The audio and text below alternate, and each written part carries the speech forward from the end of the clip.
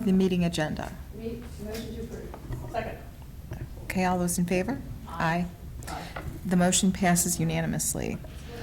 So let's first get on to old business. We have the CIP. If we'd like to start reviewing that, this will be presented to the board, I think, tomorrow. Really? Yeah, really. Oh, well, good. I'm gonna throw But it back to we, this conversation. well, no, we don't have to set our priorities yet. This is just, this will be presented for information only. Okay, so, given the discussions and some of the emails that we have received about returning to school being in person in the classroom, there was a lot of suggestions from teachers, from parents that we invest in upgrades to our ventilation systems. Sorry about that. There was some discussion from parents and teachers about doing improvements to our ventilation system, which was upgrading filters and improving the filtration of fresh air and the exchange, air exchange. And I think the Board of Supervisors they've been asking for us to provide them with specific things that are COVID related. And this seems like it would be a perfect project to present to them for potential funding with the CARES Act money. I believe it is one of the things that's up for discussion tonight, that it is in the CARES application. We could address. Okay. Awesome. So we will be discussing it later. I'm so satisfied, and you just saved Chris a whole lot of talking. Yeah, well, I had to walk all the way up here, though. So, go ahead, don't waste, don't waste. So just on the CIP, since I am up here, we did go over this at the last FAB meeting. Lionel and John went over Ms. Egan, or Ms. Hollowback, just for reference. We actually have a pretty expanded document this year for the CIP, tried to put a lot more information in there about each of the projects, some of the costs, how the estimates were derived. And so we put some more work into that. There's probably still a little bit more work between now and when we adopt that CIP at the September meeting. But still tried to take the FAB's comments from the July meeting and work those into this document. But I don't want to say they're all there. And if you guys have any questions, Lionel, and I believe John, is he here too? Lionel is here to answer any of the specific questions about the CIP. So, is that conversation going to come up during your presentation to the Board of Supervisors? About the ventilation systems? Yeah. Yes. So, well, we're not necessarily presenting to the Board of Supervisors right now, so we don't have those specific items in the CIP document, but they are in our CARES Act funding request that will be discussed later on this agenda and then also at tomorrow's board meeting. Okay, cool. There are a few line items, so we'll talk about them in a few minutes when it comes Perfect, back up. great, thanks.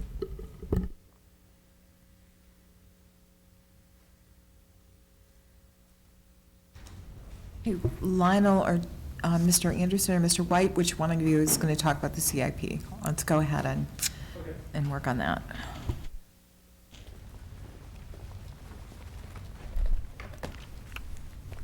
Okay, good evening. How are you? Hi there. All right, so I have some good news to share. We've been able to update the CIP since our last meeting. Some of the things we've done, we've numbered our large capital projects lists. We've had the opportunity to bolster our budget cost and analysis needs sections in the CIP report. Also, one of the issues last time that came up was our estimates and some of the descriptions for Hartwood and Drew.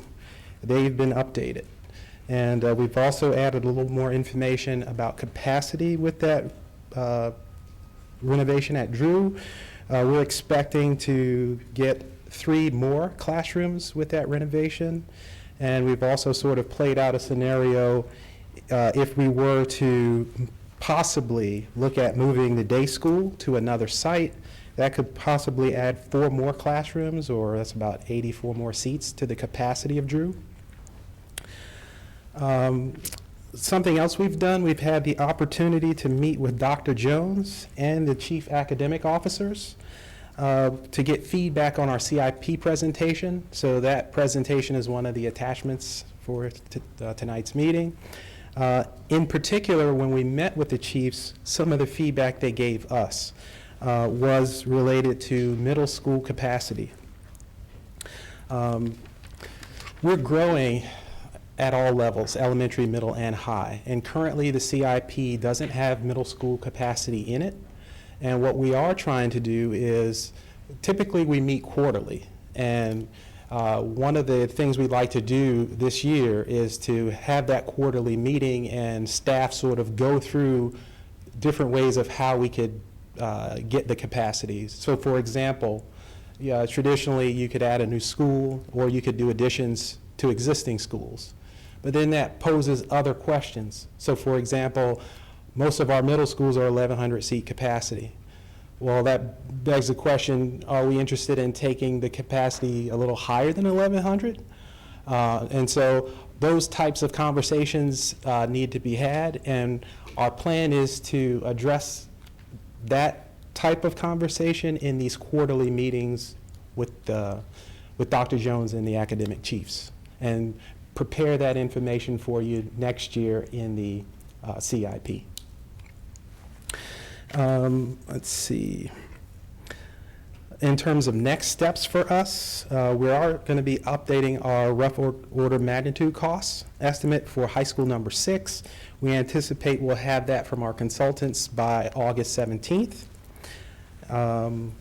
Let's see, of course, tomorrow evening, we're going to have the presentation to the full board on the proposed CIP. And of course, the CIP is still a work in progress, and we will be making changes as needed to the document, so it's not done. We're still waiting to get school board input, and once we have that, then we'll start to finalize it.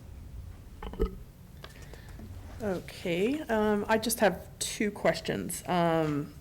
So the discussion of moving the day school from Drew to another location, what were some of the suggestions, locations to put the day school? Quite honestly, we didn't get that thorough into it, although there is a middle school very close by. You have to give me a second, it'll pop in my head. Gale. No, it's further south. Dixon Smith has a lot of capacity, although I have talked with what's his name? Oh my goodness, Mr. Hummer. Mm-hmm.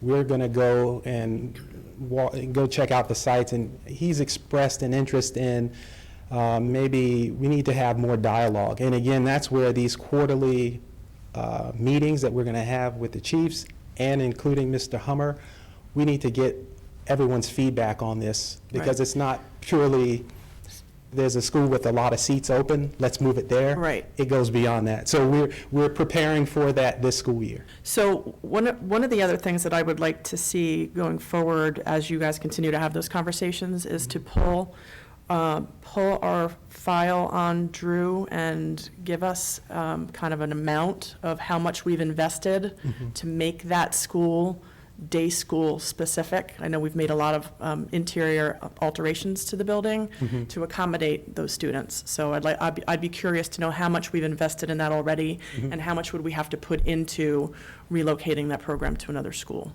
Okay. That was one thing. And then the capacity issue at the middle school, if we're pretty full all the way around, wouldn't best use of the middle school capacity, if Gale has a lot of room to do a middle school, here comes the R word, to do a redistricting to kind of, It's Dixon Smith. or Dixon Smith, whichever one. Dixon Smith that has Yeah. it. That's correct. Wouldn't it make more sense to do a middle school redistricting to kind of level out those numbers? Right, I don't have to worry about it. Well, I didn't say redistricting, you did. No, I'm just That's joking. right, that's right, I did. But no, yes, we will definitely look at that. Okay. But what I want to remind you is that according to our projections, we're going to grow over 1,000 middle school students over the next decade.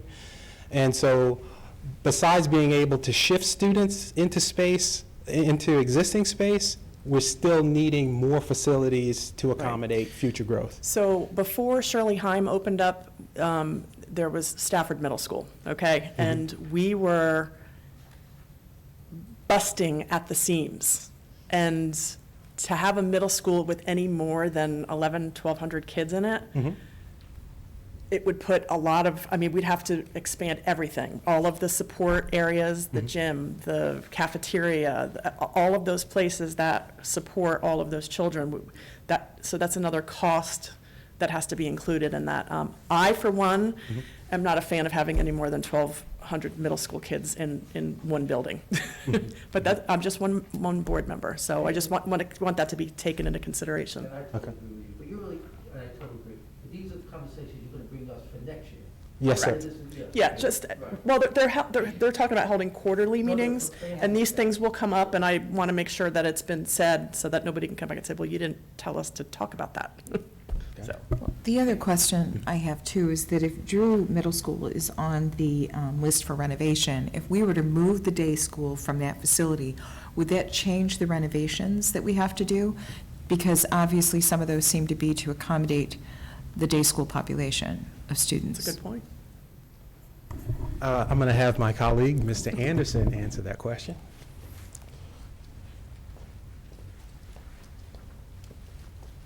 Good evening. Hi. Yes, it would change it, but it doesn't necessarily change the estimate dramatically. It's not a huge area of the building, and right now we're accounting for either or. So as we look for options to move the day school, we will have that covered within the project, and there's notes in the estimate to that effect. I do have to admit, you guys did an excellent job on the CIP plan. It really looks nice. It's got a lot of details to it. I think it's really well done. Thank you for all your efforts. Thank you. I appreciate it. One final point on the elementary school 18, we're showing that that needs to be built sooner, and so the cost is actually less than what the county has approved in their plan.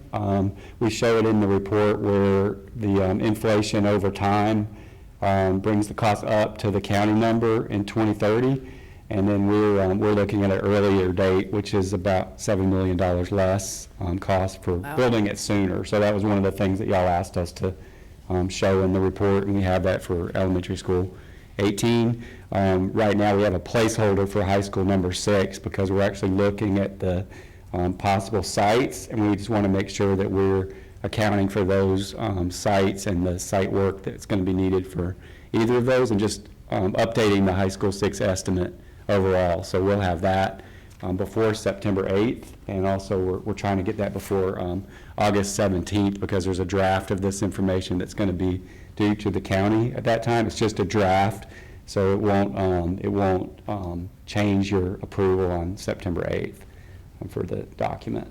Right, that's just for the documentation, just so that the county It is, has all the paperwork. they right? want to be like working on this ahead of time, so it can still change up to September 8th when we're scheduled to bring it to the school board for approval. Ms. Healy? Okay, I have a question, I'm not sure who it's for. Is there one of these documents that shows the additional capacity from the project once we have the project up and running, what the additional capacity is? And the reason I'm asking that is not really for me, but that's something that supervisors are always interested in. You know, when we build this, you know, how much capacity are we adding? I mean, we know the high schools, you know, are pretty standard, but say the renovation of Hartwood, I know we're going to be adding classrooms there, or are we? John, I think we are. are we adding classrooms at Hartwood? What's the capacity, if any, at Hartwood? No, those, that is storage space and support space at Hartwood. Okay, So so- we're not adding capacity to that school. It's basic renovations that there's really no room to include that on the 3R list because the 3R list is so crowded. So we've developed that project for Hartwood that would take care of some of the infrastructure changes that if there were capacity, we would maybe do over time with the 3R infrastructure list, but it's not a big addition at all because of their water and sewer situation there. We really can't expand that school. I was going to ask that was going to be my Yeah. next question. Aren't there limitations, like when you buy a house, That's if right. something perks for a 4-bedroom, you can't build a 7-bedroom house. Yeah. So, Use that water there. right. You bought a, It's updated, but it's been updated for a certain capacity, and so that's one of the schools that we really can't grow. We can definitely make it better because there's a leaky roof and air conditioning issues and other problems like we see at these other So- older schools. So I know that there has been really strong opposition to renovating versus rebuilding Heartwood by the supervisors. So how are we going to get them to fund this project if we're proposing a renovation? Sure, and Lionel might chime in on this as well, but the new elementary school is really for capacity, which we know we need. If we demolished Heartwood and abandoned it or repurposed it, we would be that much shorter on capacity, so we would need to spend even more money for a bigger elementary school or even possibly another elementary school once we eliminate Heartwood. The situation as it is now is we're really doing nothing to Heartwood. So in 20 years, if we literally do nothing to that school, then it's already in pretty bad condition, and it's just gonna be worse, and there'll be disruptions, and there'll be emergency repairs and Right. things like that. So we've proposed as basic a renovation as we can, just to take care of what's there. And then also the storage issues are obvious when you walk around. We walked around with the principal. They have a lot of storage in the hallways there. So that's an issue that we would address with the small storage / support addition. I would imagine the storage in the hallways would also pose a safety risk. Is that No. true? I would imagine. It's not great, and yeah, we're looking at that. So, but it's they have them in cabinets, and it's not a great situation at all. Okay, so going back to my original question, do we have a chart somewhere that shows what additional capacity we're going to have from each of these projects? Whether it's zero or something, it would be helpful, I think, when we make the presentation or when you do your quarterlies. That's a question that comes up every single time. Okay, I can definitely add that in there. Right now, it gives the number of seats with either scenario of the 3 classroom gives us 63 more seats. But what I can do is add in what that does to the capacity figure. So I'll add that so we can see the total capacity with either scenario. Okay, and then just like the additional early childhood special ed, 10 classrooms equals, I don't know how many kids that is because it's AM, PM, and, whatever, but it's, Okay. we don't need this for tomorrow, but I think at some point when it goes over, it would be helpful to have that there, because we're going to get asked anyway. So at least we'll be, on the same page with the information that we're providing as to the capacity of each of these projects. So maybe when it comes to the board in September, if we don't have it now. we could have that. Thank you. Could we add just a column to the school board recommendation for large capital projects? I think it's page 10. Could you just add a column that says additional capacity, or add something to the description, like high school number 6? Okay. So just add it there. That way it's just in the same table, and it's just part of the data that we provide. I can do that. All right. Are there any other questions on the CIP? No, I just want to echo Dr. Warner's comments. This looks great. We've never had something that provides this level of detail as it goes over, and I think it's only going to make life easier because we're starting from a point that we're providing information that they're most likely going to come back and ask us. So I know this is a lot of work, so thank you. I think they've done a great job. Yes. I really appreciate it. Thank you. It makes it much easier for us to defend and to go to our Board of Supervisors. Take a compliment you get. That's right. Well, We appreciate it. recognize Thank good you. work. What do we see it? All right, thank you.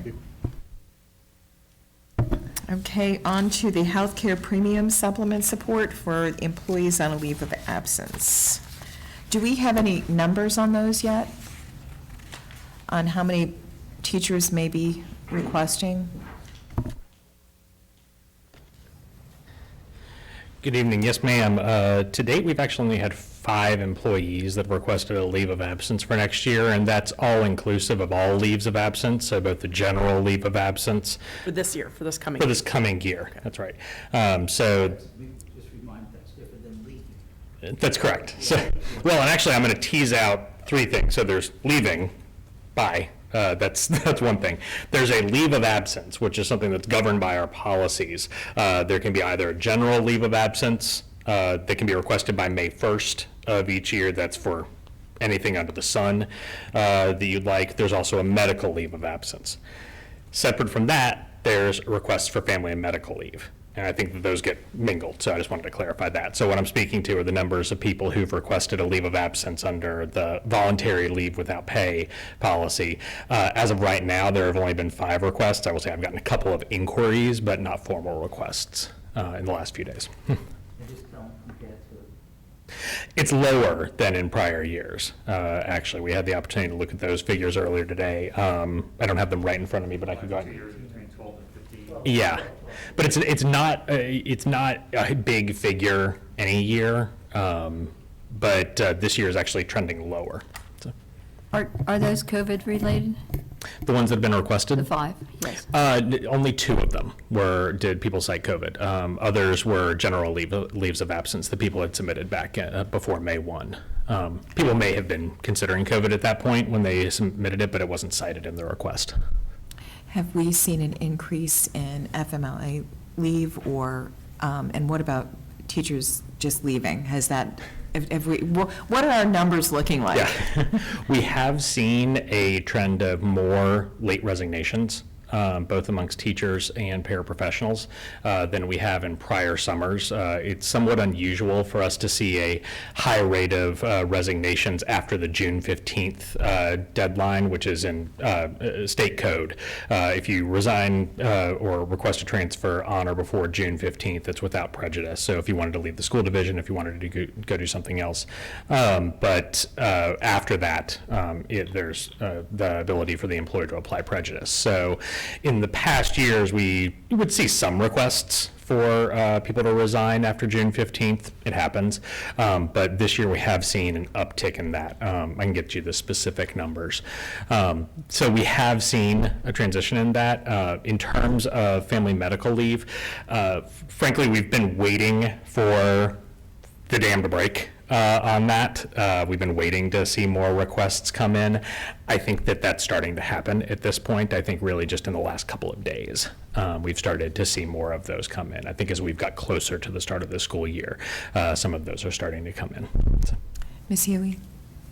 With respect to these resignations, I noticed the New Teacher Institute said there were approximately 270 participants, and that sounds like it's fairly close to what it's been in the past years. I know you don't have the long history, but have you gotten any, statistical data on, a number of teachers that we're hiring?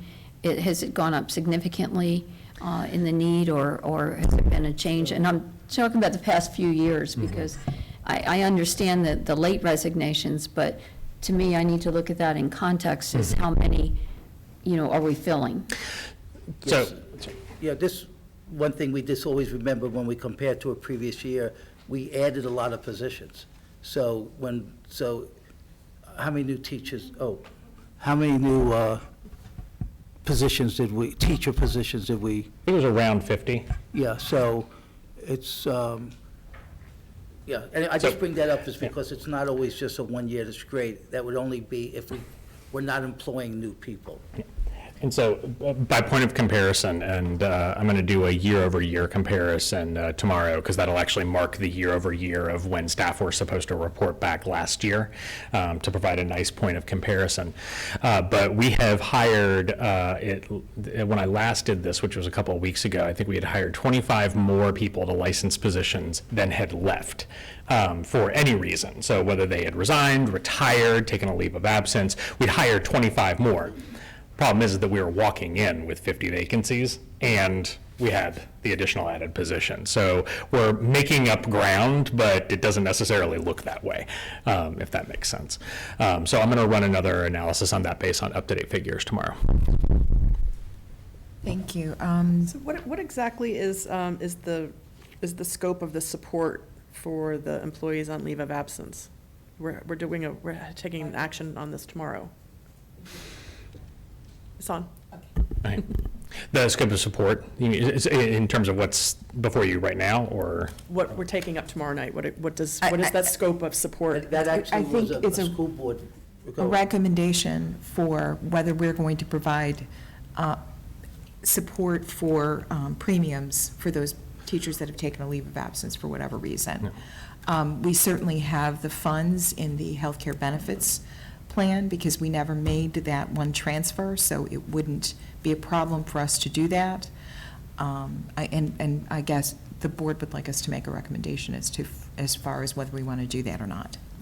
And to clarify one thing, there is another item that's on the agenda for tomorrow night related to the leaves, voluntary leaves without pay, and that is temporarily waiving one aspect of the policy that requires someone to have served 3 consecutive years with us to be eligible for a medical leave of absence. So just looking for a 1-year waiver of that requirement alone. Okay, so essentially what this is saying then is that we're going to, anybody who decides they're going to take a leave of absence, we're going to be paying their premiums, is that correct?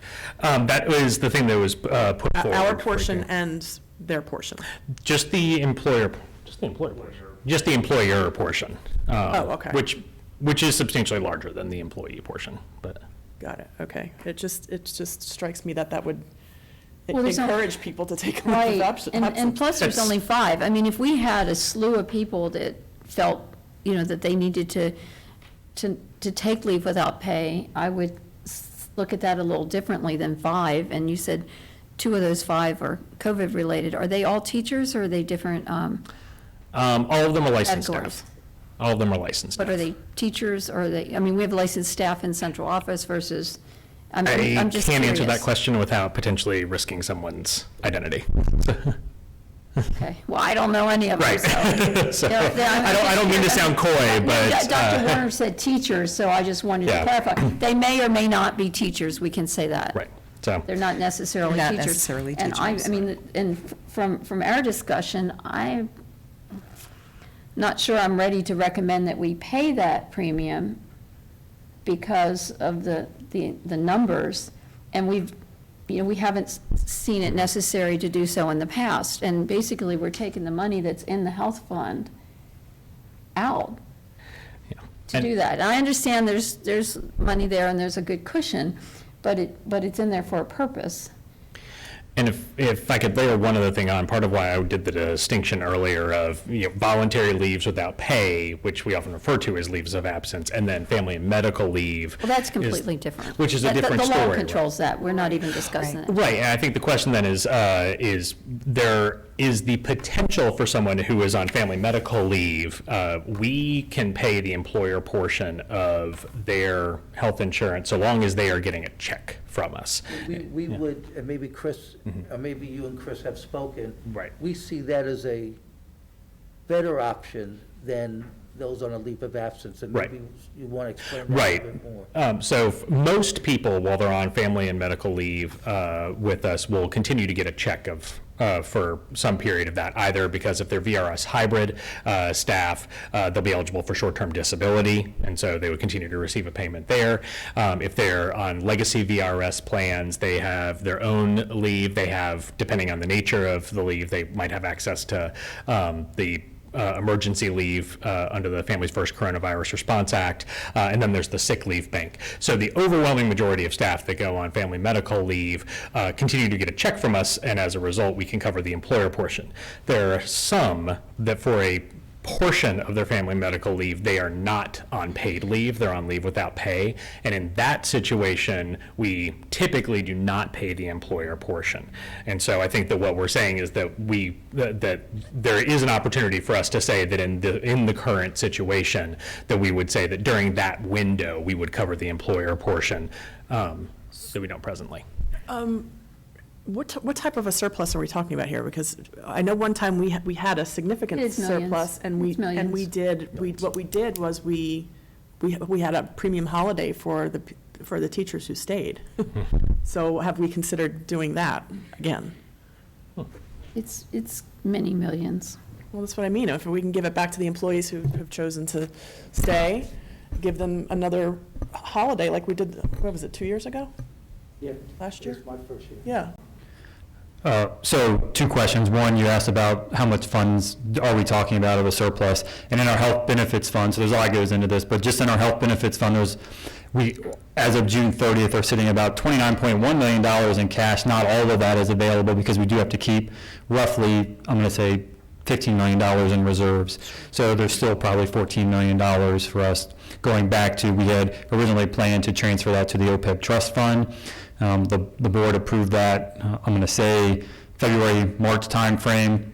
But then, and actually the Board of Supervisors approved it, and that's when a lot of the uncertainty happened in March and after that. So we actually did not make that transfer with the expectation of maybe we're going to need those funds at some point. So we didn't do the transfer. Your second question, we have not discussed any sort of employee health premium holiday at this time. Well, I think the question is, we need to consider for those people on FMLA leave who may lose their coverage in the middle, do we want to cover the premiums for the employer portion just in that window for those people?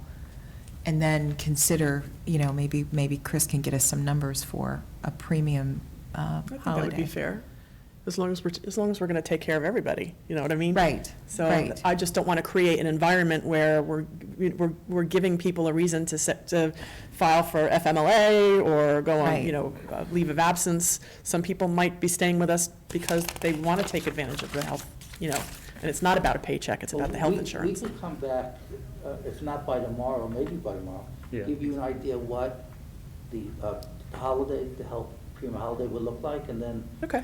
the board could decide from there. So we could add that tomorrow for information, and then, or do you want to make a recommendation? Let's find out what we're dealing with first, I guess, right? Does it make sense to just look at the numbers and see where we're at and And we can what's also, it going to cost? and we can also get our live data in terms of FMLA requests as well. We Okay. won't probably have those broken out by what the net effect would be in terms of coverage gaps, because that depends on people's Right. individual I sick will leave, say et cetera. one thing that Chris shared with me today, and I don't know what it really means, it's just another piece of data. But most people in the last couple of years that took a leave of absence don't return. And that's the voluntary leave without pay that's governed by policy that I was talking about, not FMLA, FMLA. The Right. FMLA Yeah, people yeah. do stay. Yeah. I Right, guess that's why there might be more of a reason to support that group correct. than the other Correct, ones. yes. Yeah. Yep. So we don't have to, this is on for information tomorrow night, right? It's not on for I action? think it's on for information tomorrow. Yeah, so, Yeah. yeah, we'll wait till we Information. get the We'll do- information okay. before we make a recommendation. If you're okay with Oh, that. absolutely. Trish? Yeah. Oh, yeah, I'm not prepared to make a recommendation now. Okay, good. And that's very important information that you just gave us. If there's an expectation that someone is not likely to return, then I'm going to be less likely to Right. Absolutely. cover costs. But I think that Ms. Hollerbeck's suggestion is especially a good incentive for those who are staying and teaching. Yeah, I think so. Okay, Thank you. thanks. Thank you. Childcare. So you just stay there. Been so long since last we met.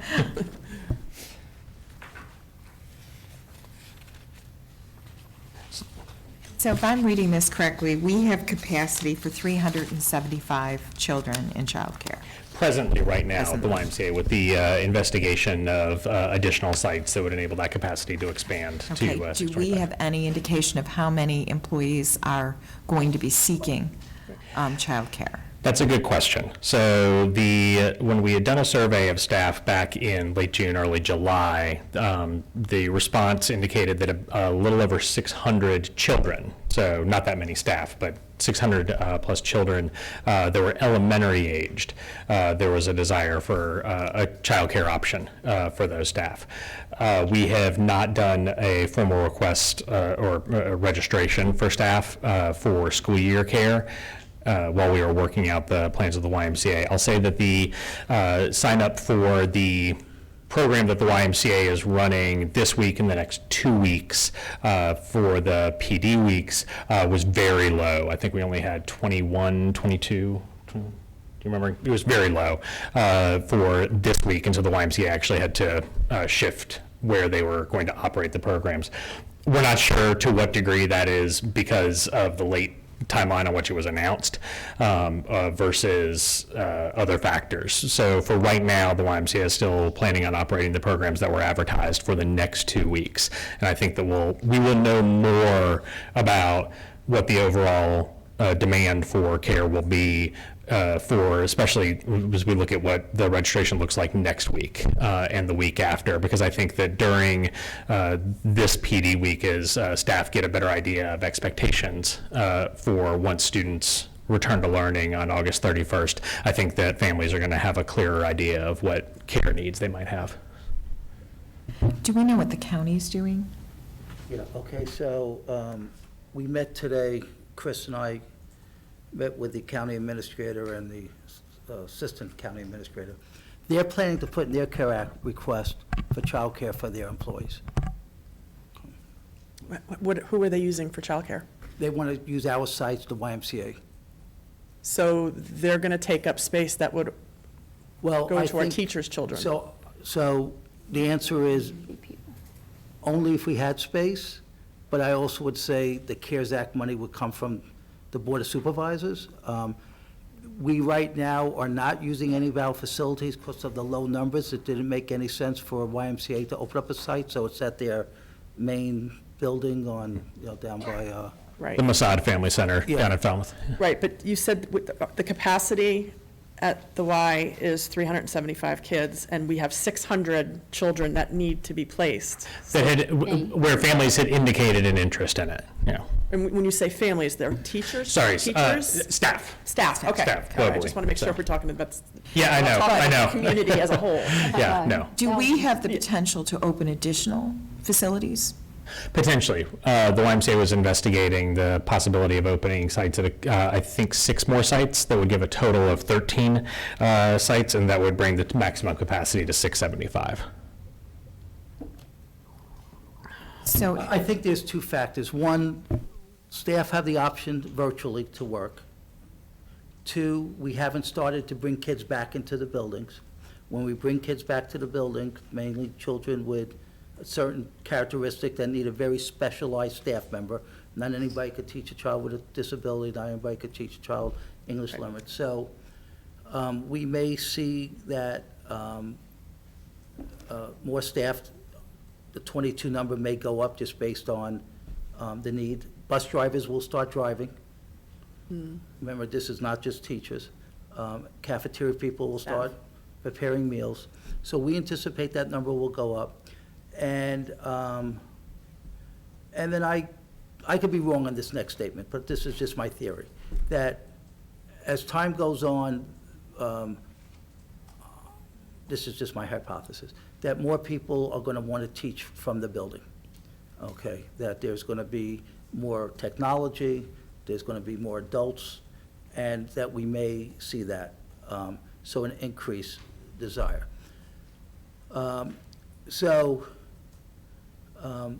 What we would most likely do, if the board chooses to do this, and the Board of Supervisors obviously would have to approve it, then resubmit a survey, and now with more details. So the staff right now, understandably, they know they would have to assume the cost.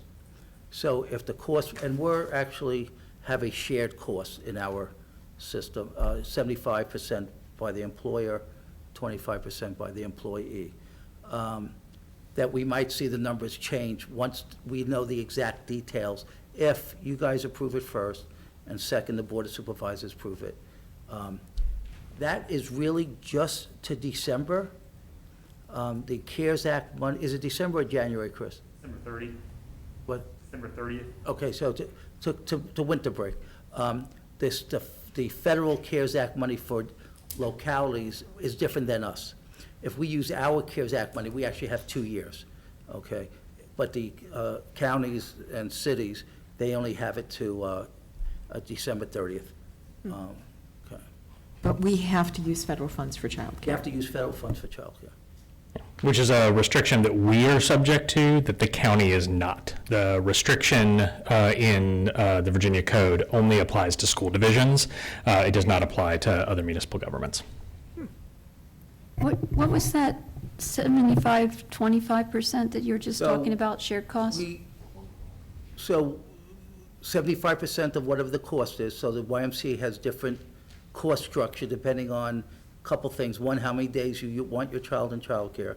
And two, they do have some costs flexibility based on the person's income.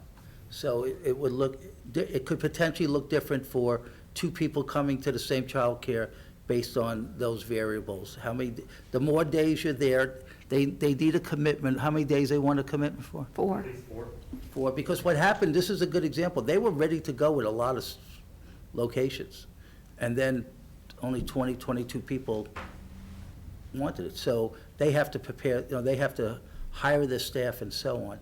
So, so anyway, about $300, and I could be off a little bit, but $300 I think is the monthly SCPS rate, if I remember correctly. Well, I'm going to back to this 75-25. Is that part of the contract? Or where did that come from? Because I've never heard that before. No, this is part of, this is nothing to do with contract. This would be our recommendation to the board, if they want to do this, that the employee, the contract speaks to the early and after school, okay? This. And I haven't seen that contract. Did you, you touch it? But it's not here. I was looking at this, okay. This would not, some other communities may have the YMCA paying 100%.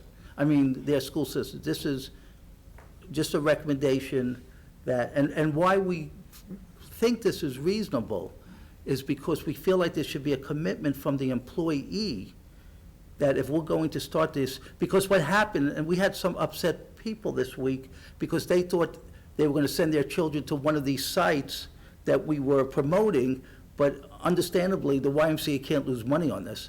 So the YMCA then had to close the sites, move it to move it to that site.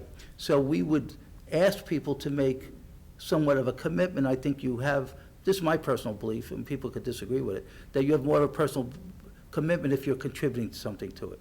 So I'm confused about where the federal dollars come in. That's where the CARES Act request comes in. So we can't use our money.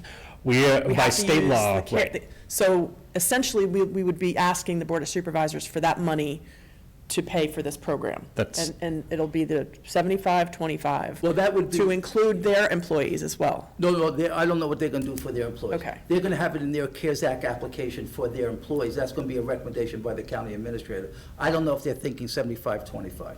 But we have to make a decision by the 18th, because that's when you have to Correct, present. because they have their So- public hearing. Right, because they're going to want, equal treatment for their employees as well. So I'm just throwing that out there, because that's how we got the combined health insurance, all of that good stuff, and it was all based on treating all of the employees the exact same way across the street. So that's going to be, that could be an And my feeling is a lot issue. of their employees' kids are probably our kids anyway. Maybe. I mean, they're our, I mean, again, we learned this today. I'm glad to see that they're doing that because everybody's trying to support their staff. Sure. I have another motivation because I want staff to be in our buildings when we need them. And I think everything is different right now. I mean. Yeah. I'm saying it Yeah. to be prepared, because they're going to say, well, if you guys are going to do that, then we want in on that deal as Yeah, and well. they've been- So I'm just They've saying. been talking to the YMCA, and the YMCA is sharing that we have sites ready at the school buildings, and it does make sense why. It makes sense to have it all consolidated under one. It's just we have to decide whether we want to subsidize this as a 75-25. Because I agree with Dr. Kisner, I think there should be some commitment on the staff's part. We shouldn't pay 100% of it, when I think 90% is a bit too high for us to contribute as well. Right. But I think asking staff to pay 25% and then using this as establish how much the Board of Supervisors, we need to request at the CARES Act for the Board of Supervisors seems reasonable so we can anticipate it. Most of our employees are female, most of them teach because then they can be home with their kids. Right. So if we want to have them in school teaching virtually, we need to make sure that they can be here.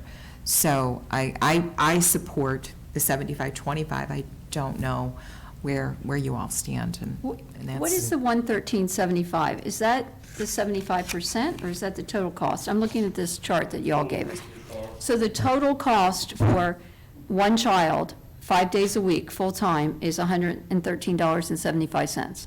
Correct, per Okay, week. and see, to me, that already includes a subsidy on the part of the schools.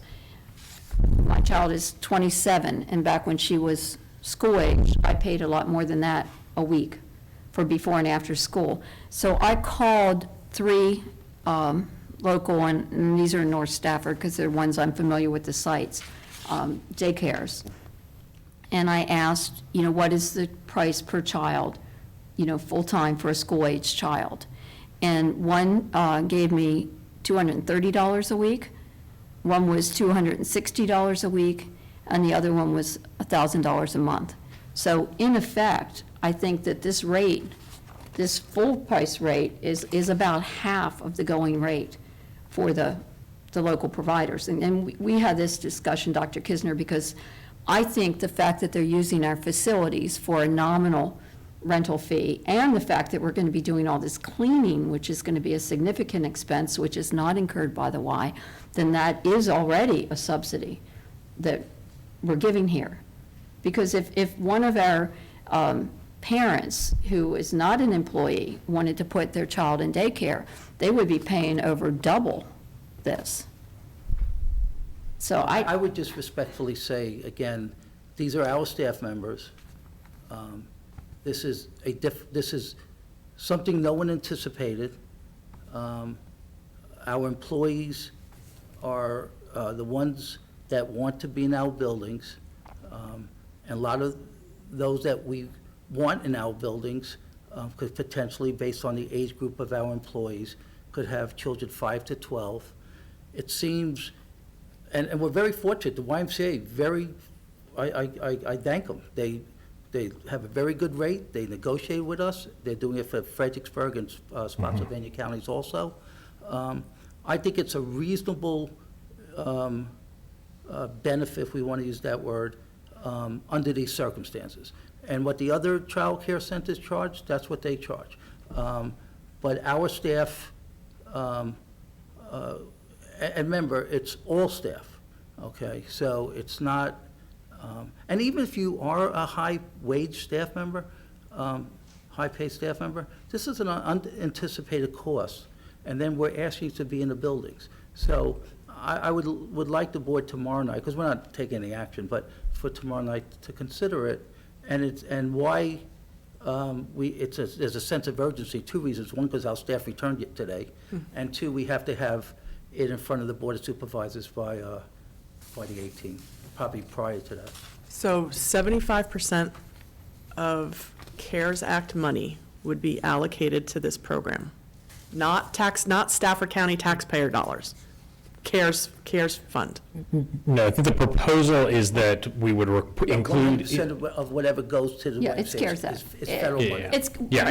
It's CARES Act, it's either Right. going here, it's going there, it's going Yeah, somewhere there's else. no- Okay, there's that's no- fine. So no local money. Right, so, all right, because Yeah. people are going to say, why are you using my tax dollars to provide daycare? Nobody's given me any free daycare, so I can say technically, it's not your Stafford County taxpayer dollars, it's federal Federal. taxpayer It's fed- dollars, yeah. so, Yeah, it's good we get There's- some for the feds. I mean, Yeah. there's, But this is an unprecedented time. Normally, teachers wouldn't have to pay daycare at all. So in order to have them in school doing what we need them to be doing, Yeah. this is an expense that we can actually request CARES Act funding to cover. Yeah, And- I and- think this is going to be a very long conversation when we discuss this tomorrow night. So I'm not sure, I mean, if you need to make a recommendation, again, as long as it's CARES Act money and it's not local, that's not coming out of our budget, then I could probably support it. But I think as far as making a recommendation, I think this is a conversation the entire board needs to make. And that's. Oh, absolutely, I agree. I'm not saying that the board wouldn't be making it. I'm Sure. saying that it's something that we're going to need to decide. And, the choices are, we either subsidize at 90% and the staff pays 10%, or we subsidize at 75 or 50%. That's what Chris has given us There's another choice. 55% of the jurisdictions that you showed us are not going to subsidize at all. Well, So- although I will tell you, that's been updated, and I could get you updated. Well, I only have what you gave us for tonight.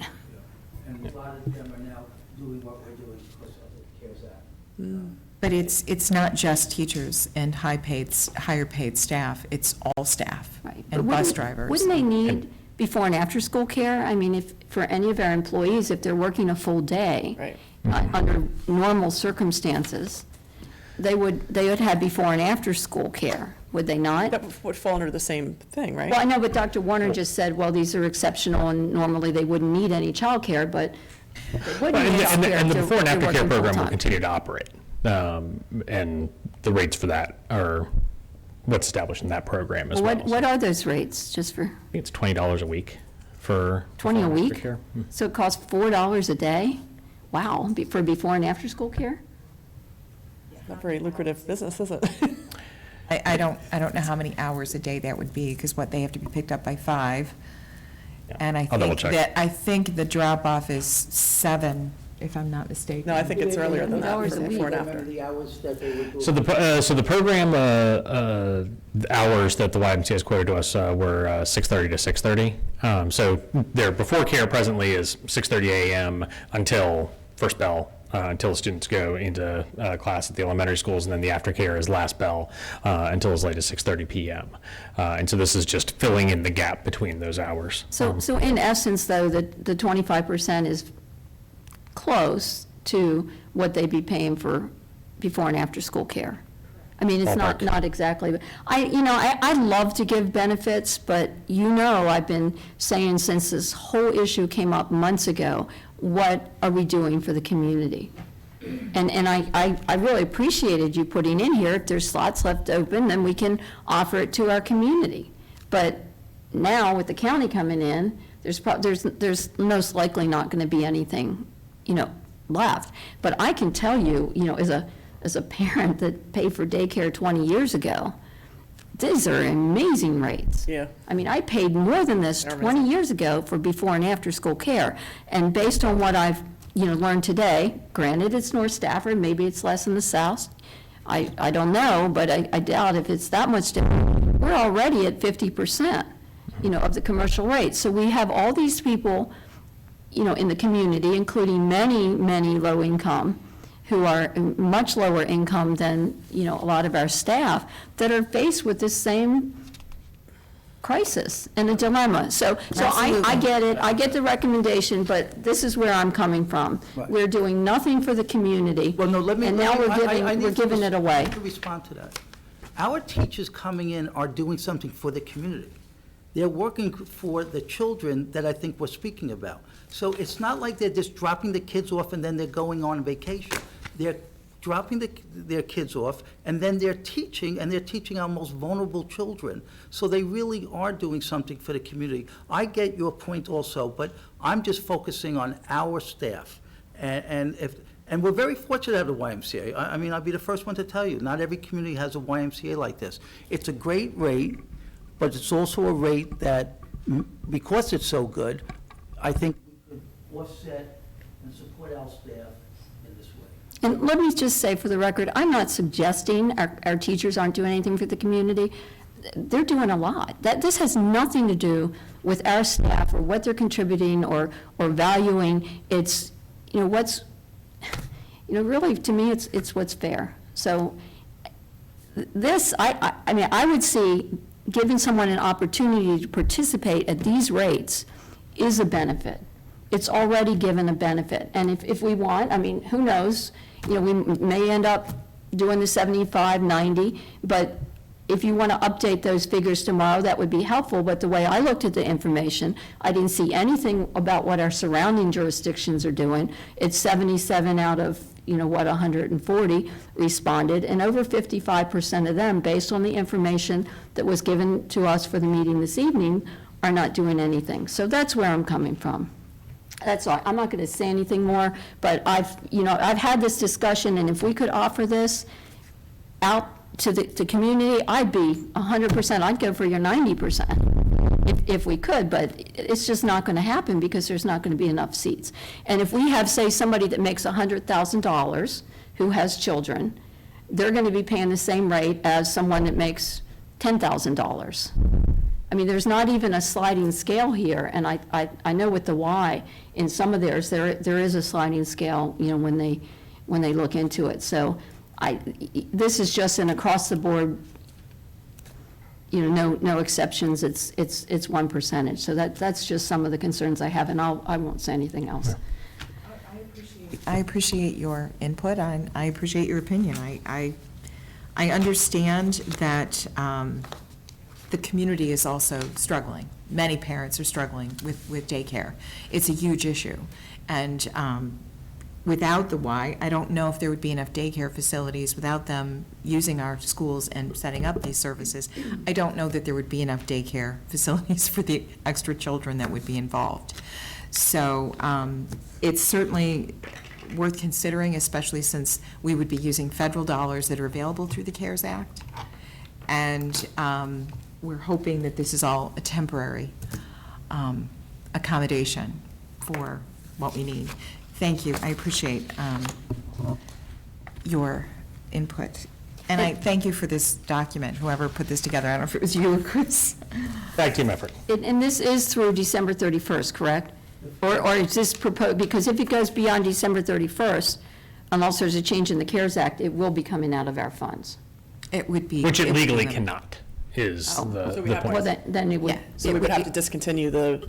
Unless CARES is extended or the General Assembly changes Okay, so state that- law and the will of the board That is. should be clear. Yes. Yeah. So there is no expectation that this is going to continue for the whole school year. No, this would be a limited time, just for, just through this December 30th, I would think, when, Yeah, that should be, whenever winter break is. yeah. Yeah. So it would only be a temporary, we would not be able to do this for the whole year.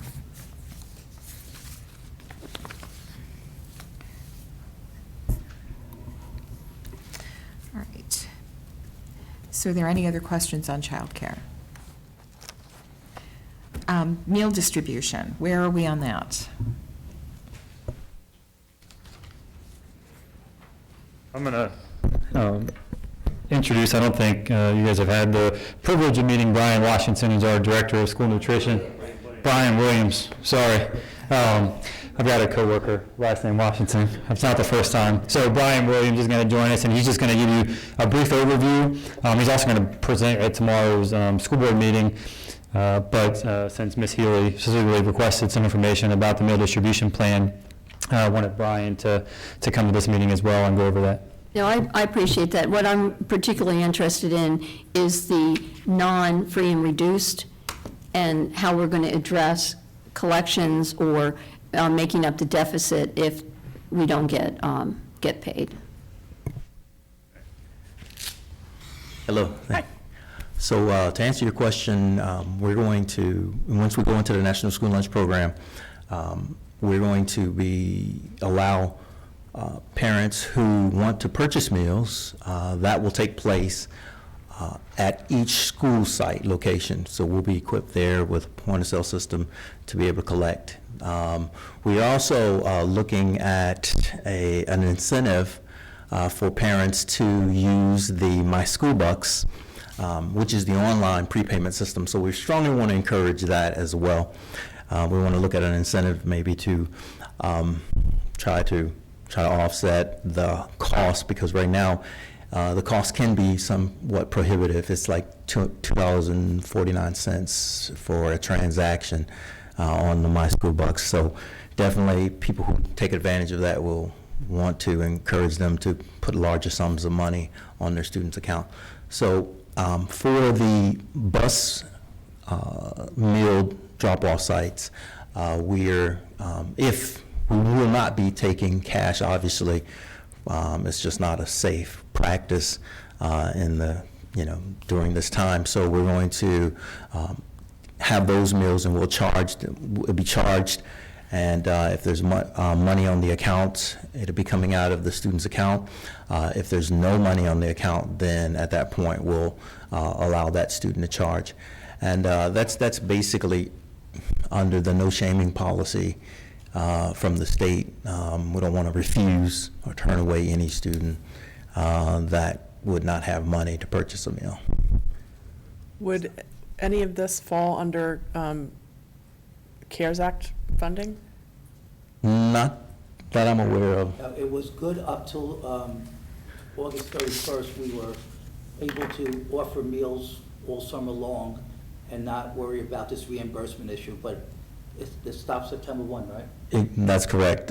So the federal government, as part of this pandemic, the COVID-19 meal service feeding, from March through August 31st, they allowed us to feed all students Right. for free. So my question is, though, is that if we're getting CARES Act money for COVID related expenses, why would we not consider at the end of December for those accounts that haven't been, brought up to date, to use that money to pay down that debt? Yeah, I'm not. Counts. Yeah, So we're using some CARES Act money to prep for the meal distribution, because that's a qualified expenditure, but I do not believe, and I can confirm this, but I'm highly confident that it would not be a qualified expense, because we reverted back to a normal lunch schedule here, so it would be the same as any year that we have unpaid lunch balances. Okay, if you could find that out. Yeah, I'll double check. Sure. Just to put, sometimes you guys ask a lot of questions about data, sometimes to put things in perspective. Our revenue for meal collection is about 4 million For paid meals paid per year. meals. This, not including the free and reduced lunch children. And was it about 120,000 uncollected? We're up to about 160 right now, but So, I'm not happy with 160, but I'm just trying to put things in perspective. It's less than 4% of uncollected revenue, okay? And if you want to divide it by either 30,000 children, but I would probably suggest dividing it by 20,000 children, because we could take out a third for the free and reduced lunch children. It's somewhere in the neighborhood of $7 per child if we want to look at what is the cost. But really where we are is, a child shows up, family shows up and wants a meal. Well, you can't say legally, you can't get a meal. And we're open to any suggestions. We don't want to do cash. Cash is a terrible practice. We want to encourage parents, obviously, to pay. I don't know any of the families who are not paying. I suspect the free and reduced lunch is one indicator, but there's some potentially situational financial struggles people are having. People's wages have gone down. Some people have lost their jobs since March. So, again, we're open to ideas, but you just can't shame people and you can't tell them Right. no. So, I think that maybe some of the churches would be interested in helping some of those families that can't afford to. Well, one of the problems is I don't think the churches can work on the school property. No, the churches pay, some of the churches have Yeah, paid the right, bills right. for And- the and we've- unpaid bills in the past. Yeah, and over the past 12 months, we've received a couple different churches and other individuals have made donations towards our balances as it is now. And have they been paid down, some of those balances? Yeah. Great. How are we choosing whose balances get paid down, or are we just doing it across the board? Yeah, it's an across-the-board thing. We can't really pick and choose students, Yeah. so I believe usually the church or somebody's going to choose a school and say, hey, maybe they're in my district, I want to pay down the balances for North Stafford, and so we would evenly apply it to all the we balances. paid Chris's Right. down because we thought that would be embarrassing. Yeah. Actually, I've had people tell me, I'm not paying for my child's lunch because you're not going to collect it, so just eat all year.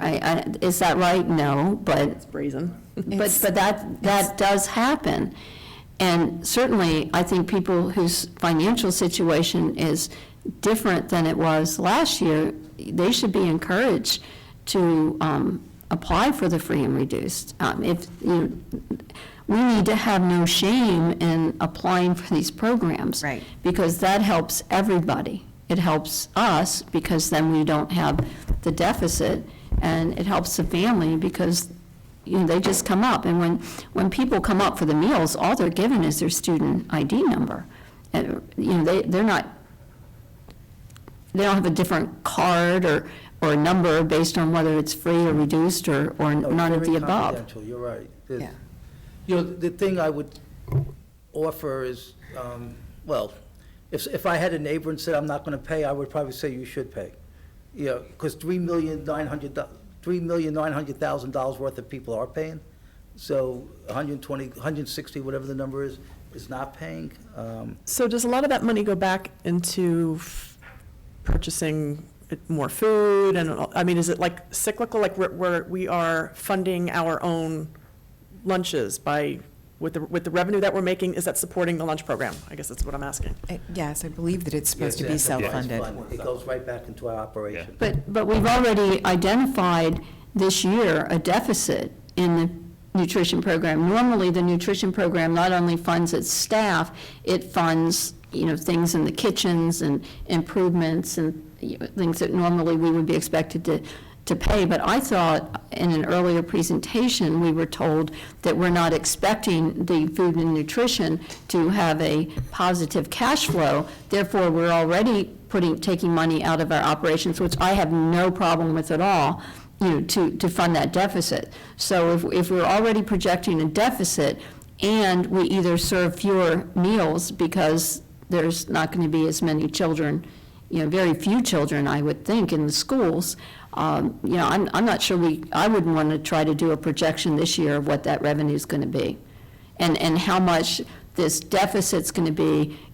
from charging these meals. So I would say the best we can do to encourage people that may be eligible to apply, Yeah, we ought to I- be doing that. I think That's a going to lot- help us. What do we do when somebody doesn't pay? Is there a system that we have to contact them? Certainly. Well, we start with phone calls. Obviously, we don't want to, back in the day, I remember they would give the students an IOU card. But, so, we don't definitely have gotten away from all of that, obviously. And I understand because it is not the student's fault, and we don't want the student going away, and it upsets their day. But clearly, we send notices home we can send notice home with the student, so we give it to the homeroom teachers. They send that information home in the student's packet. We also make phone calls, and we also have emails as well. And I believe we've used robocalls as well. Yeah, So- the problem is that right now, everybody's situation is somewhat fluid. People have lost jobs. Some Certainly. are getting called back, some are losing their jobs. It's a very fluid situation, and fundamentally, we can't tell children we won't feed them. In my experience at the meal distribution sites, those families, those kids are in need. Nobody's taking advantage of the meal distribution.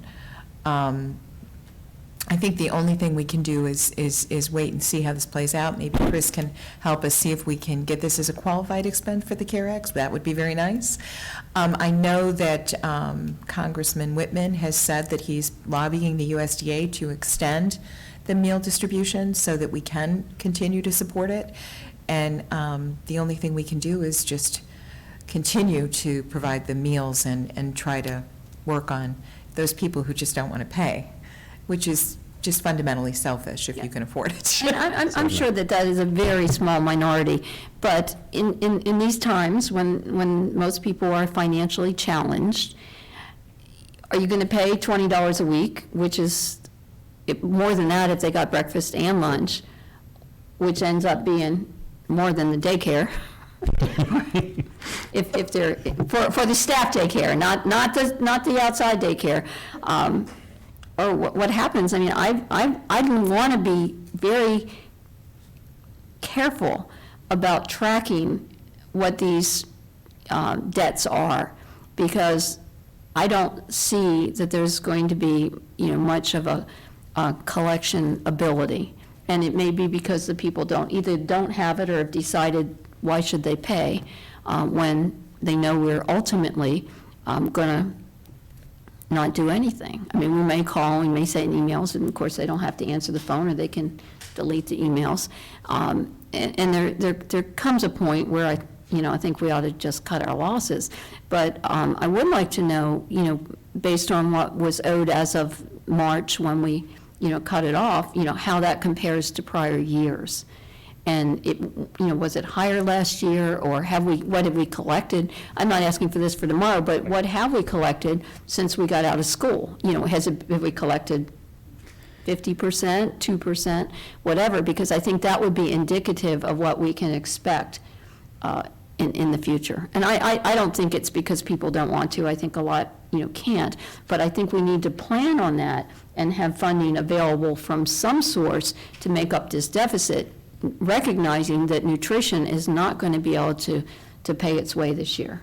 Oh, absolutely, and I think that knowing that information will help us plan, because we're going to have to cover those funds at some point.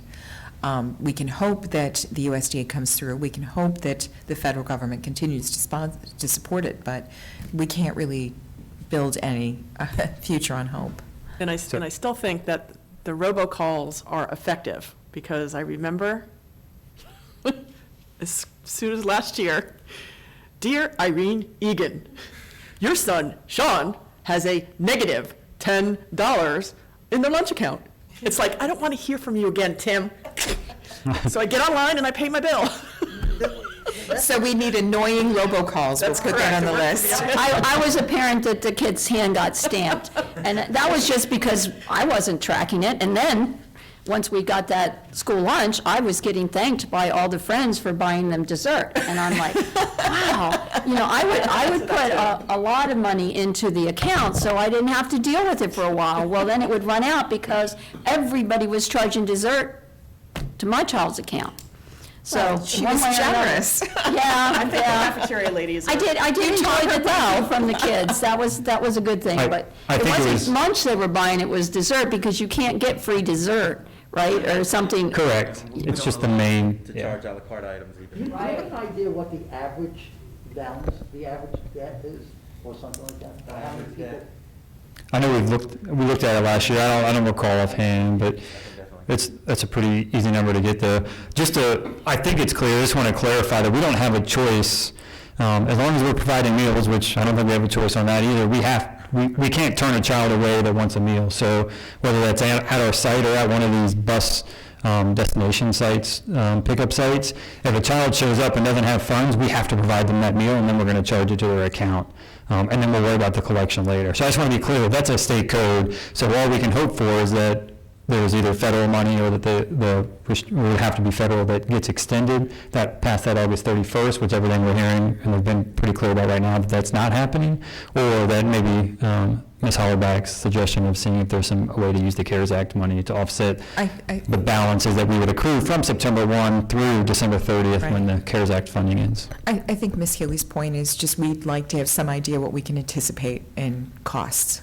Yeah, and I agree, and I would like to as well. That's something that Brian and I have been working on.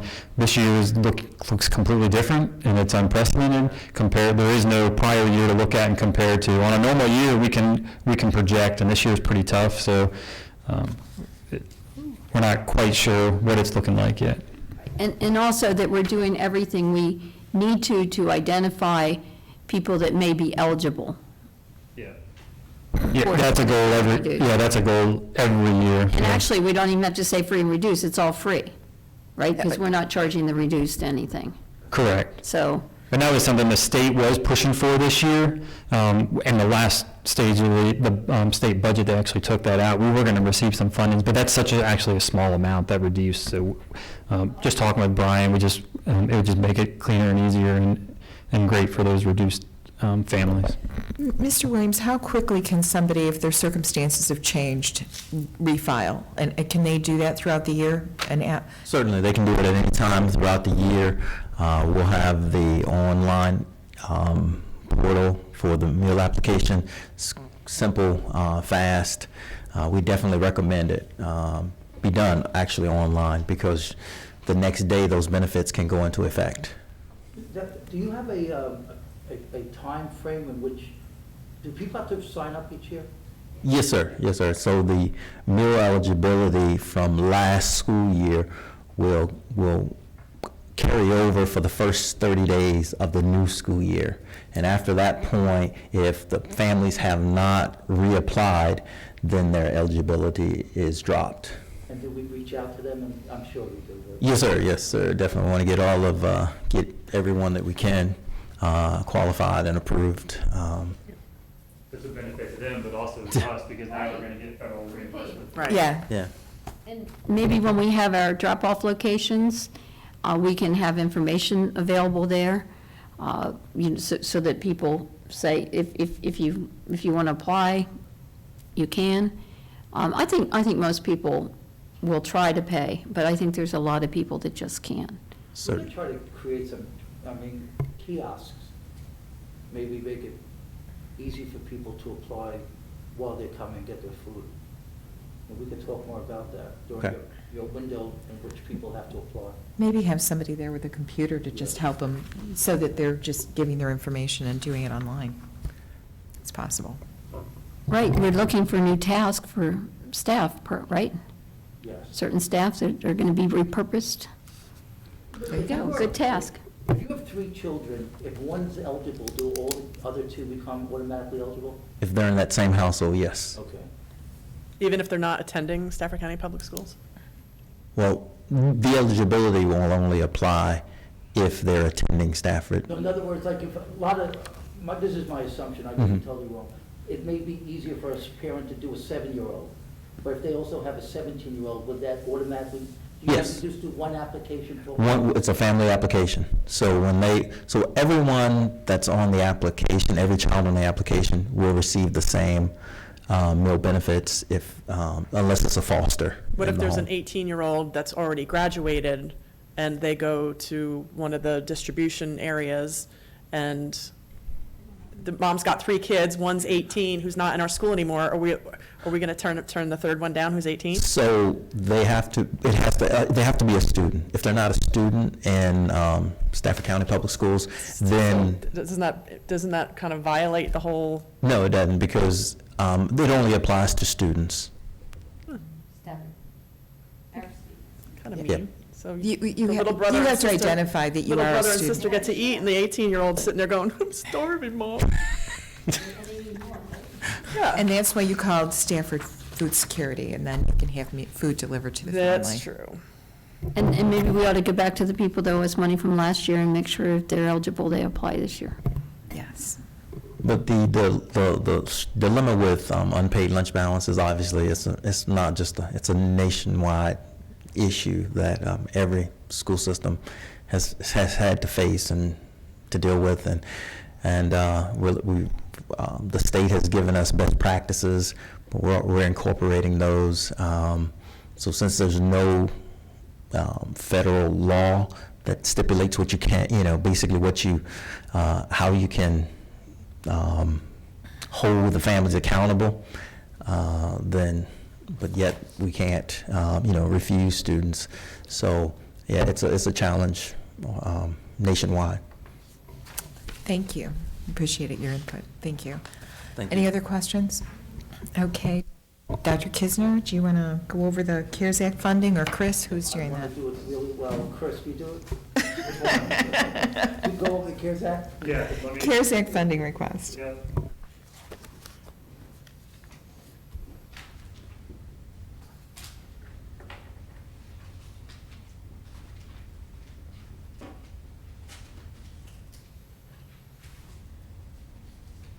This also reflects, Irene, some of your questions. Yep, thank you.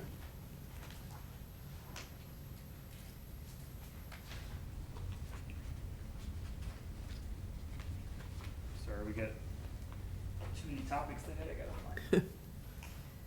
Come on, don't you have your homework? God, Chris, I could have done it. It's Exhibit 1. Yeah, I have all 75 pages sitting there on the ground, so. Just very quickly, it also attached to the agenda for tonight was just the memo that the county received showing the $13+ million that they were receiving in addition to the $13 million that they received a couple months ago, which we did receive about $2.6 million of that initial $13 million.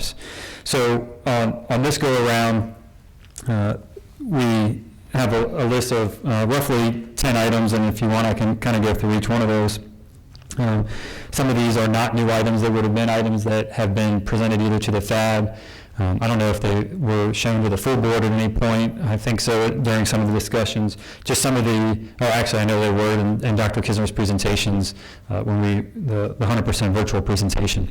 So these are items that we are expecting that we are going to incur, or some additional items that we don't necessarily have to incur, but some of these HVAC items that I'll go over that we would like to do in preparation of getting children back in the building.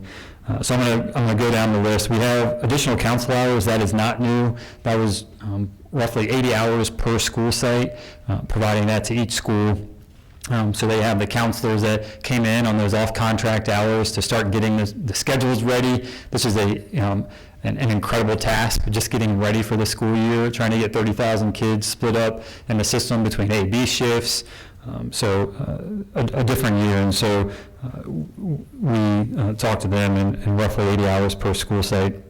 The altered meal distribution in the school, that has some ties to what we're talking about with Brian. That's additional coolers, that's meal totes. So when we do have kids in the building, that would be totes that we can deliver warm meals to the actual classrooms.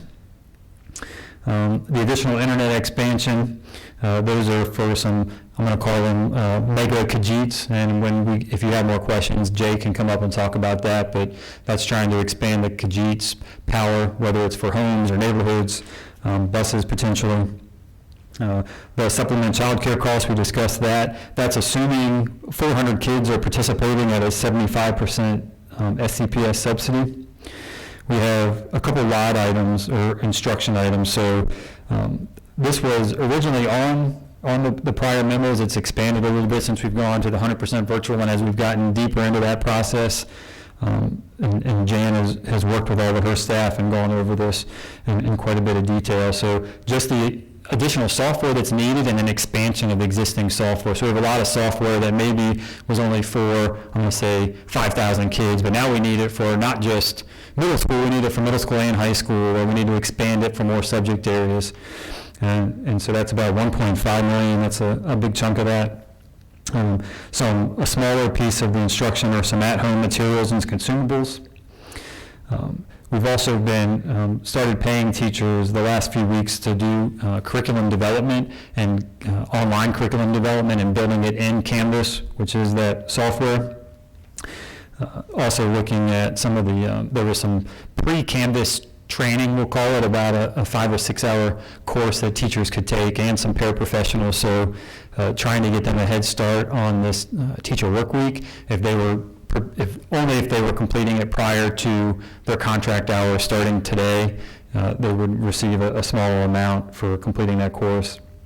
The Iep meetings, I think Dr. Kisner's talked about in length, the amount of time it's going to take to go back and review all the IEPs and have those meetings, and talk to Dr. Homer and looked at what his needs were. Once again, this is kind of expanded past those contracted hours. That he needed about $125,000 in wages for that. Real quick, while we're on this topic, and then I'll leave it alone. Why are we not including 504 prep in this? 504s require almost the same amount of. Yeah, I think we're using a generic term, the IEP, but we could do IEP/504. Yeah, only because I don't. If we're not specific, out of the gate, they're going to shut us down. Yeah. Yeah, and I know, knowing George, he's definitely has that covered, so I'm sure that's probably me typing that on here. I just want to make sure that we're specific about it. So Can I ask a question? Is this overtime or is this a straight hourly this is rate? just straight. So the next three items are looking directly at air quality in our schools.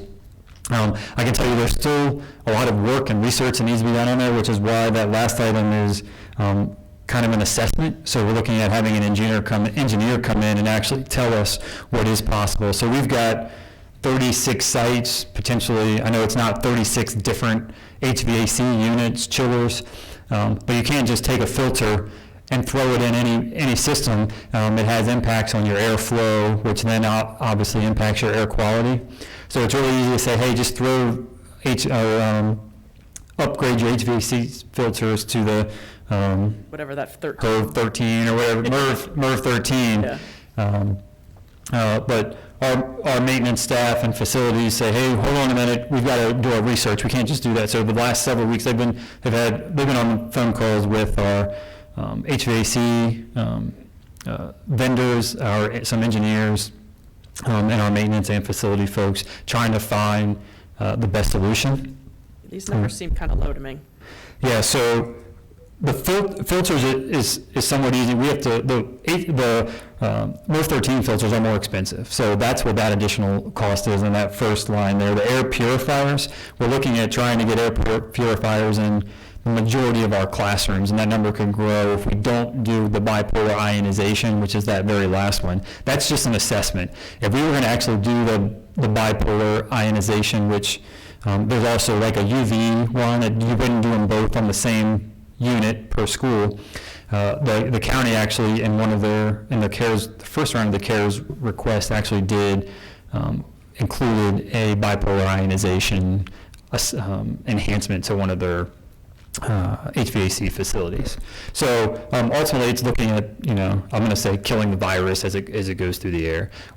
We think right now that that's not something you can just throw on as any attachment or enhancement to a HVAC unit. So we really need an architect, and engineer to come in and actually look at each one of our units. Like I said, they're all different.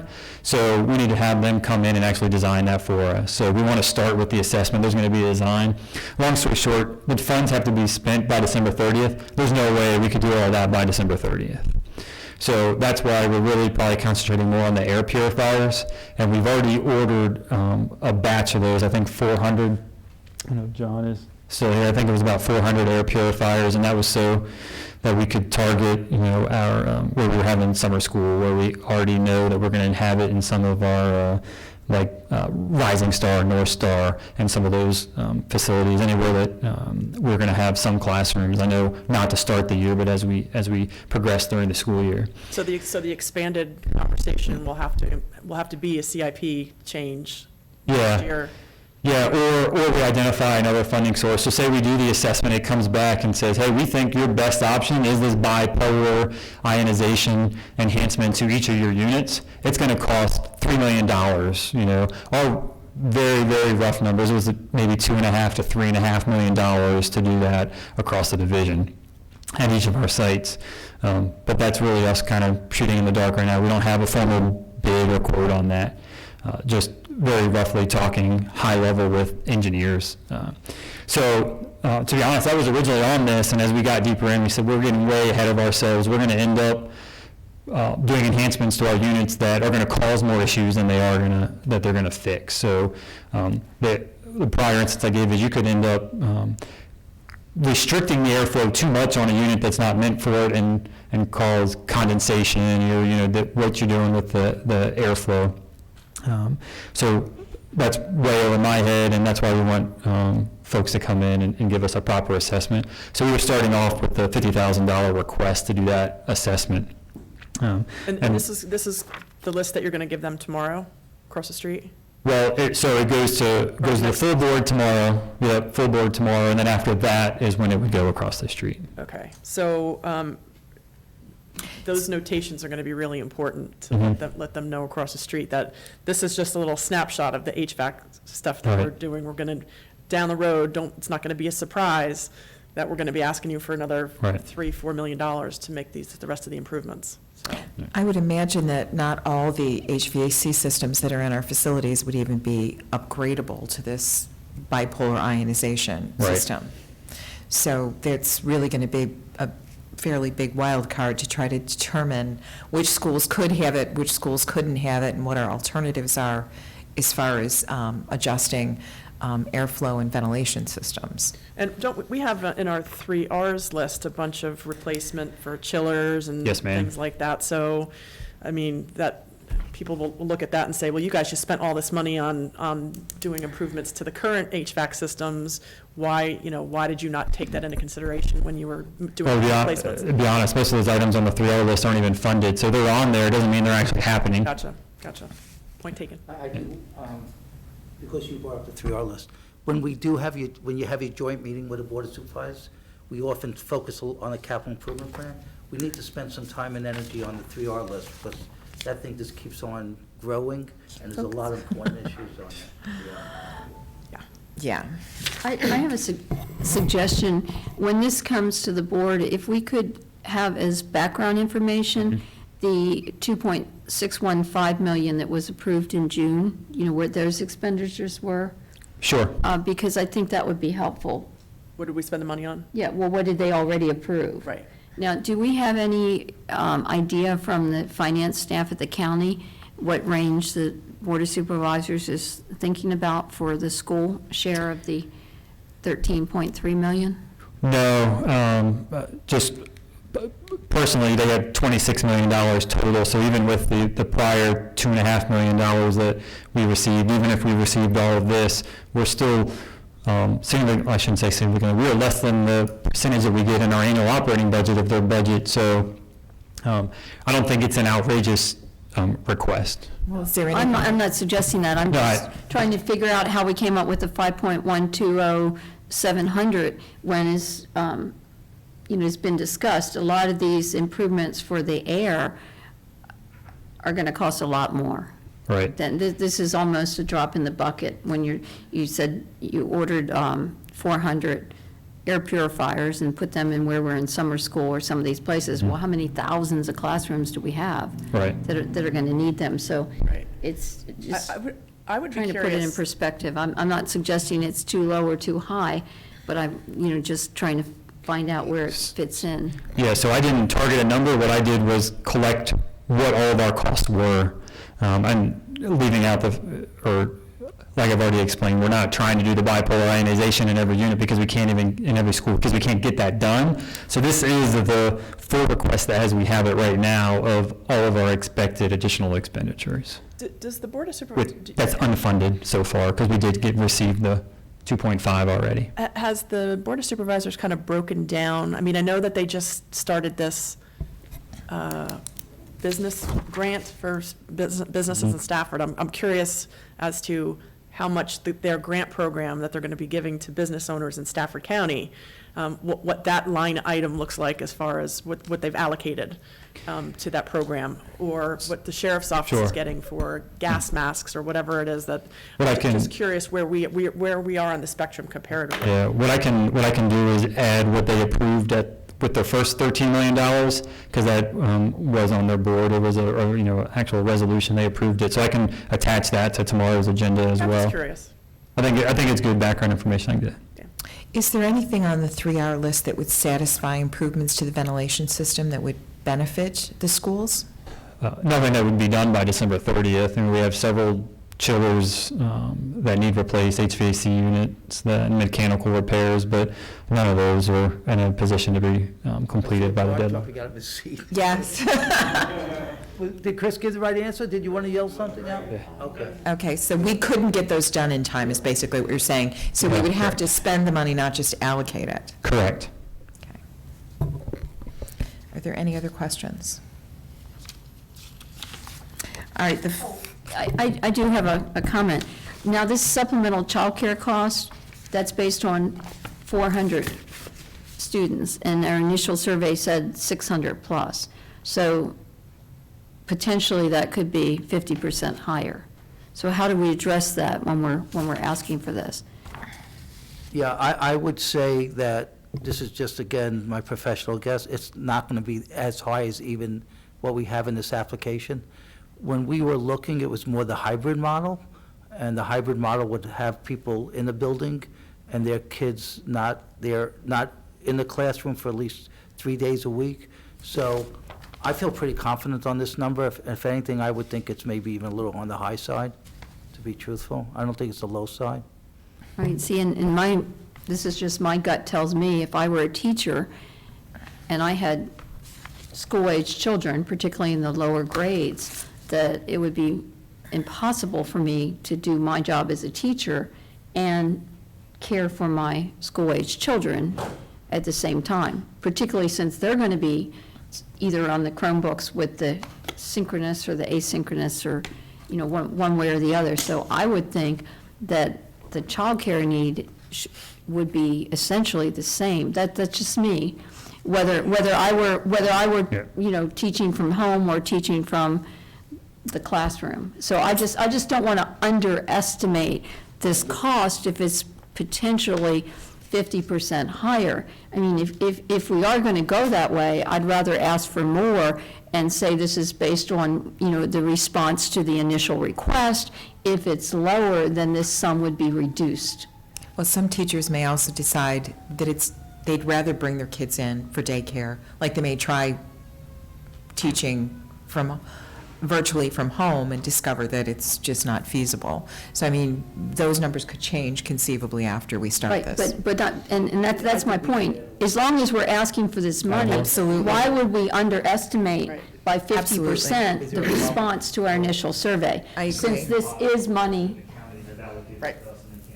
Get it while it's hot. well, I That's mean, we right. can ask for it Ask for- and note that if the cost comes in lower, then we would just, not use it for that purpose. Why, if we're asking for this money, and to that extent, I think you're absolutely right. If the money is not coming out of our budget, and it's a expense that, the board deems, a valid expense, why not ask for what we may need rather than ask for 50% Why don't you less? and Patrick tomorrow meet and crunch the numbers again and see, Sure. yeah.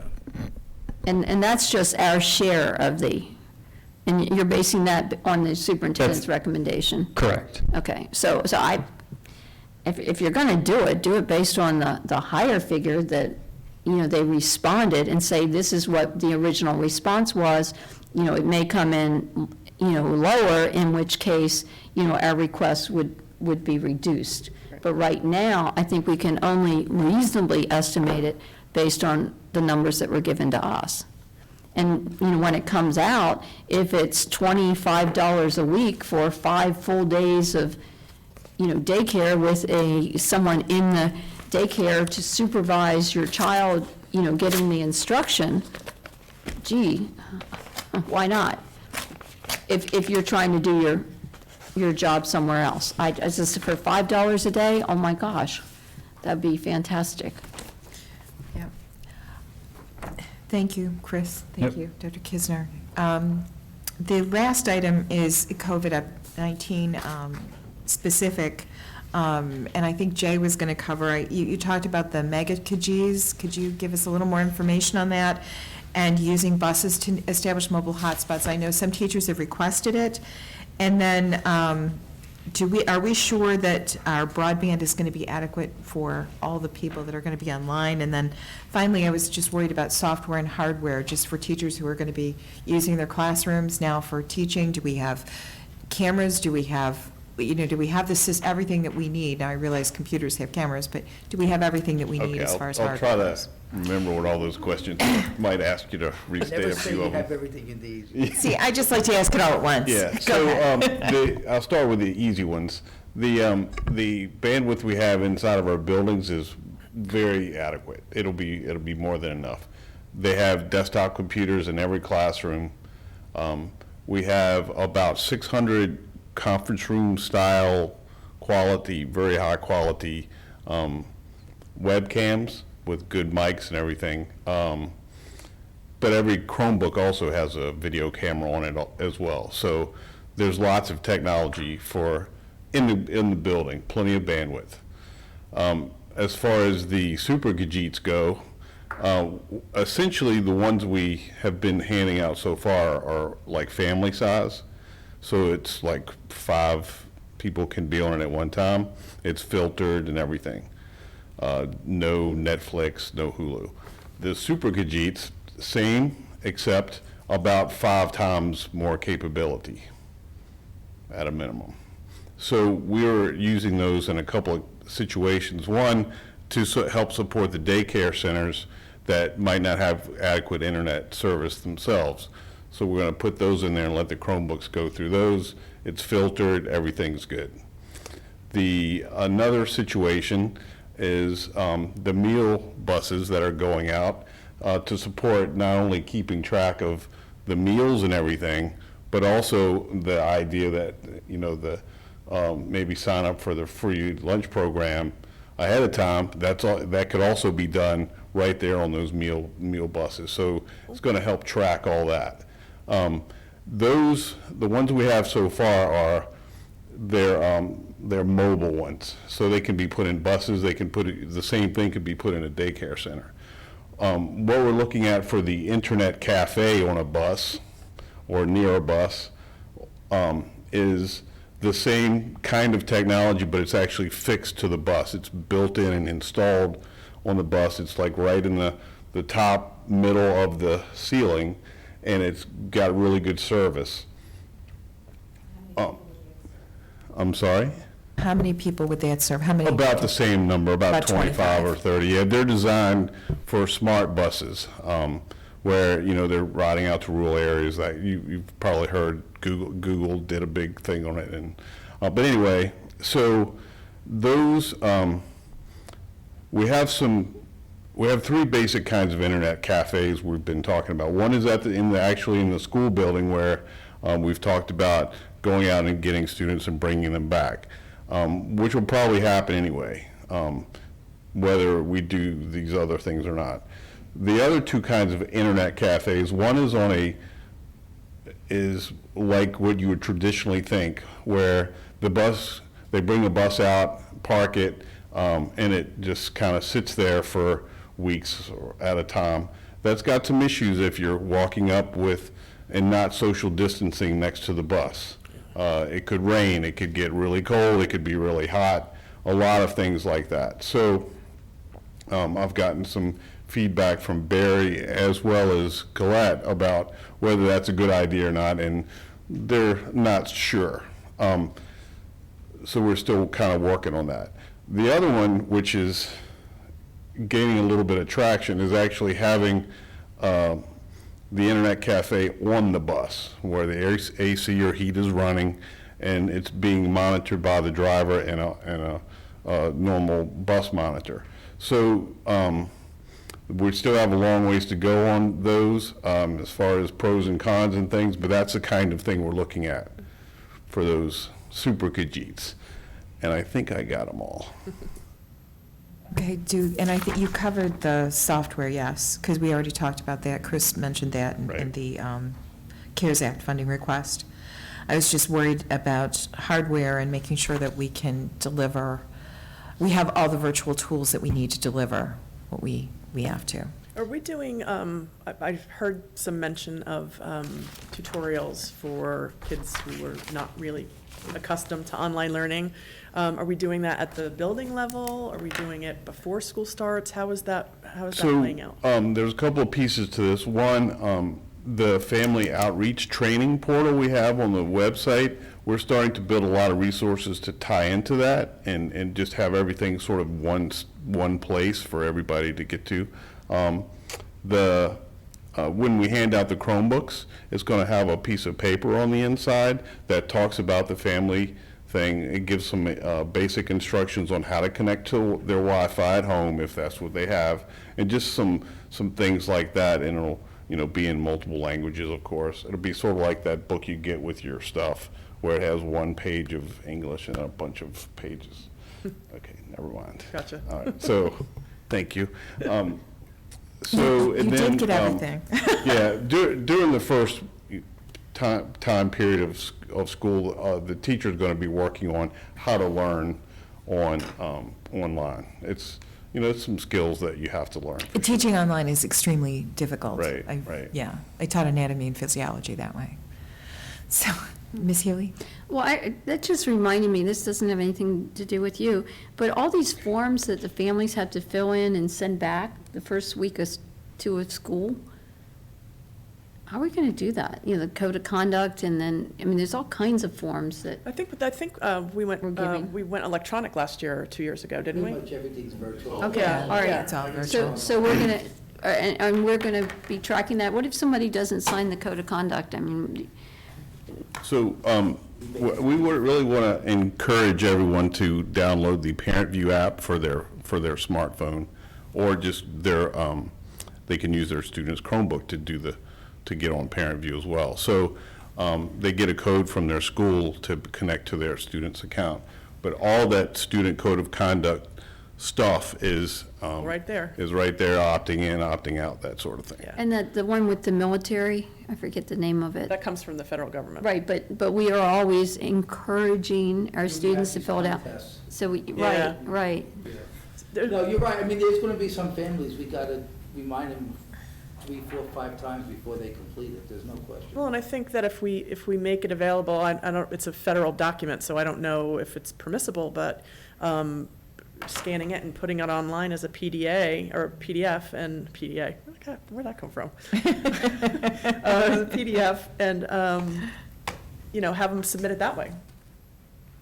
Yeah, it just, it's a different thought, but I know how tedious it was for me as a parent to have to complete, of course, we didn't have anything Oh, are you kidding virtual. me? It wasn't that long Complete ago. all I those was forms. sitting there with 2 kids and Yeah. having to go through like a And- stack. Yeah. And talk sign it on about every page. Add 3. Talk about shaming if they didn't get it back. I mean, oh yeah. my, that was pretty brutal. Yeah, I'm glad it You know, the way it is now. what would happen? I was the worst.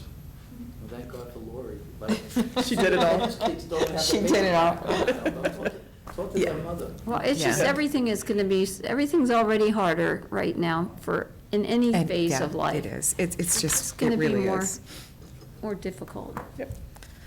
Well, thank you. I appreciate it. Does anybody have any other questions? Okay. The next meeting is the 14th, and we are adjourned. Thank you. So much fun. We'll do Thanks, it guys. tomorrow.